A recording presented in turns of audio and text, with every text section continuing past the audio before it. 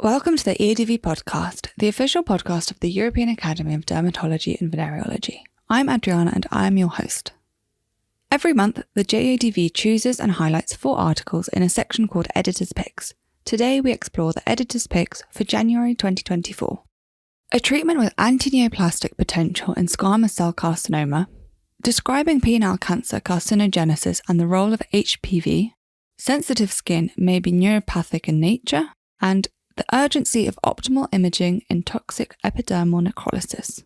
But before we get into that, abstract submissions for the upcoming EADV symposium taking place from the 16th to the 18th of May are now open. Don't miss the chance to present your research to a global audience. The deadline to submit abstracts is February the 13th, 2024.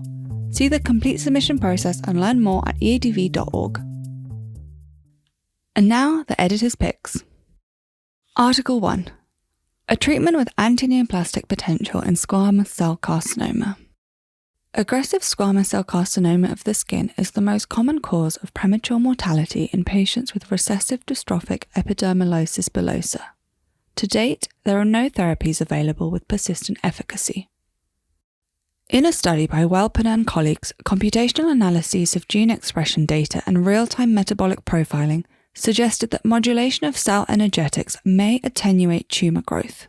By inhibiting respiration and glycolysis with metformin, they observed slowed tumour growth in a surrogate in vivo model for high-risk cutaneous squamous cell carcinoma, indicating the efficacy of metformin in a concentration-dependent manner.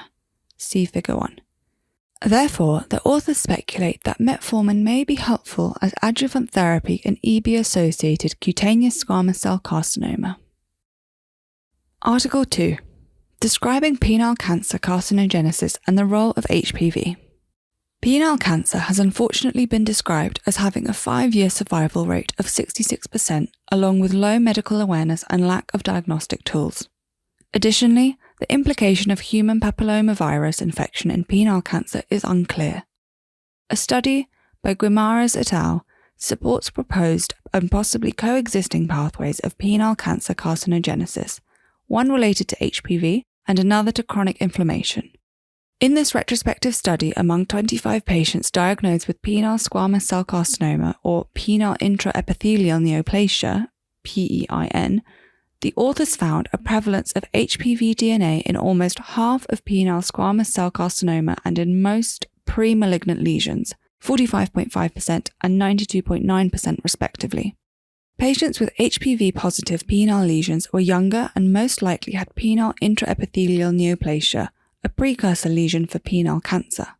On the other hand, HPV-negative patients were older and had more frequent rates of chronic inflammatory genital dermatosis and invasive squamous cell carcinoma.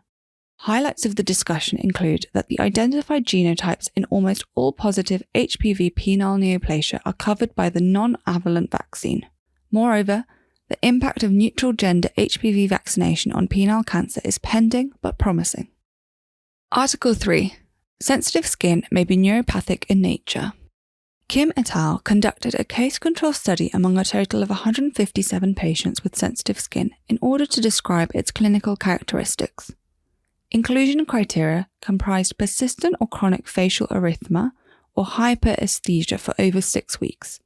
As the definition of sensitive skin has evolved over time, a strength of this study is that it was based on objective measurements. They found that the nociceptive threshold of the face, as measured by the von Frey filament test, was notably lower in patients with sensitive skin, exhibiting a negative correlation with symptom severity.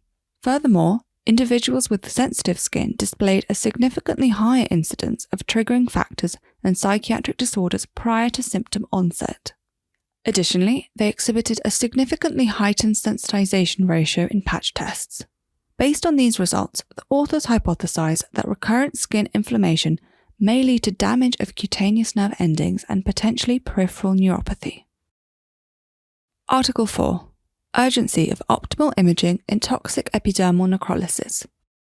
Toxic epidermal necrolysis is life-threatening and can evolve quickly, impairing the vital prognosis of patients with a high mortality rate of 30% and long-term morbidity.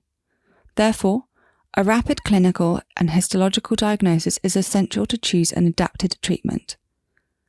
ex vivo confocal laser scanning microscopy has emerged as an innovative technology allowing fast obtention of high-resolution imaging of a fresh unfixed skin specimen with good correlation compared to conventional histopathology.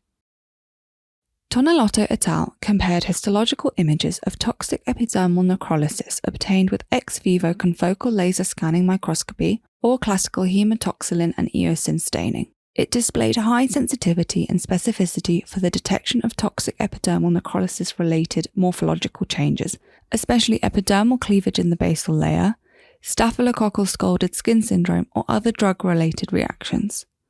As ex vivo confocal laser scanning microscopy dramatically shortens the technical procedure for histological diagnosis of TEN, it may facilitate bedside treatment decision-making for optimal patient care.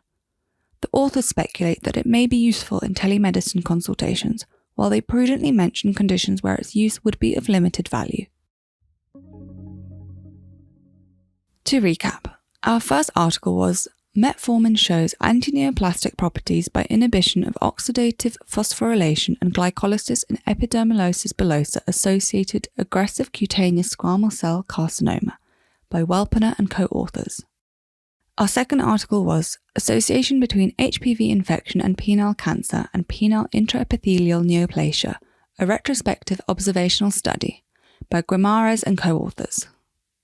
Our third article was Sensitive skin is associated with contact sensitization and decreased nociceptive threshold by Kim and co-authors. Our fourth article was Fast bedside diagnosis of toxic epidermal necrolysis using ex vivo confocal laser scanning microscopy, a retrospective study by Tonelotto and co-author. Naturally, all of the research presented today can be found in the Journal of the European Academy of Dermatology and Venereology, and although you can find free access and open access articles, JEADV members benefit greatly by having access to all articles and content. We would like to give a special thank you to all of our listeners, and if you haven't already, make sure you subscribe on Apple Podcasts, follow us on Spotify, or otherwise you can find us on any major podcast provider. It really does help us. We appreciate you joining us and look forward to presenting more interviews, research, and other topics of merit. And until the next episode, take care of your skin.